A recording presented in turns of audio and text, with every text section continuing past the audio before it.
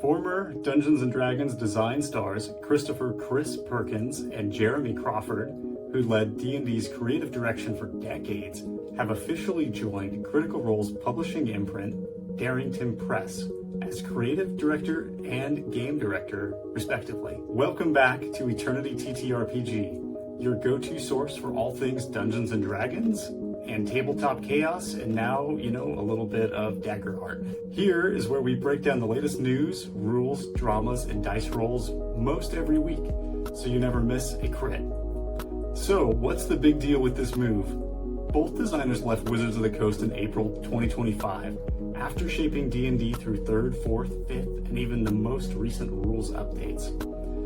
Inside Darrington Press, they will develop new game systems, mechanics, expansions, and contribute directly to titles like the newly launched Daggerheart.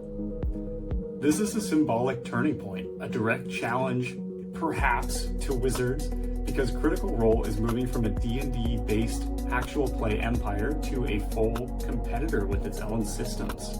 So what kind of games does Darrington Press make? As Critical Role's in-house publisher, founded in 2020, they focus on story-rich, character-driven tabletop games.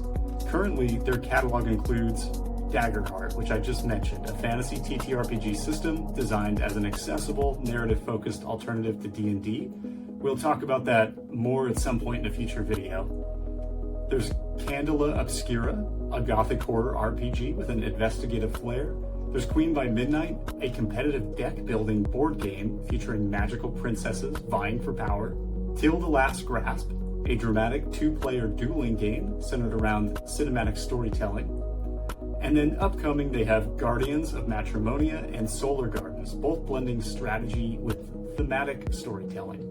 In short, Darrington Press is crafting games that prioritize emotion, immersion, and character moments.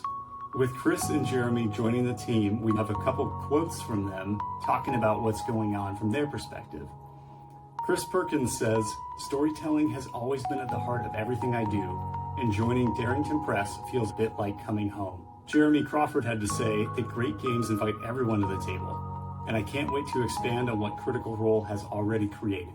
Travis Willingham, CEO of Critical Role, said in the LA Times that Jeremy and Chris are two of the biggest names that have influenced TTRPGs and the games that we've played. This is a bit of a just personal take on things. Working at Wizards of the Coast is probably a bit like working at a citadel. Powerful, historic, but bound by a ton of rules and committees, I have to imagine. Chris and Jeremy spent decades shaping D&D under that umbrella.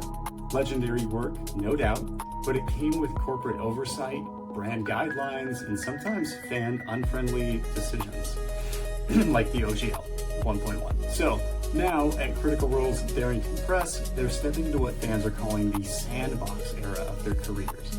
No Hasbro suits, no legacy rule sets, just full narrative freedom to build the kind of games they actually want to play, and hopefully we all do too.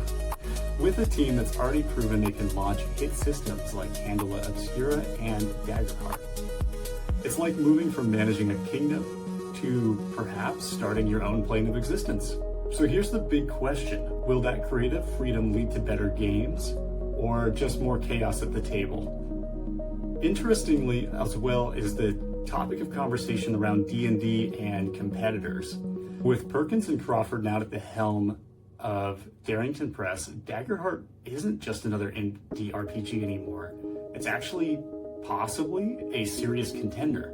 Let's not forget, Critical Role already has the biggest actual play audience in the world. If they migrate their campaign fully to Daggerheart, that could actually be a seismic shift for D&D.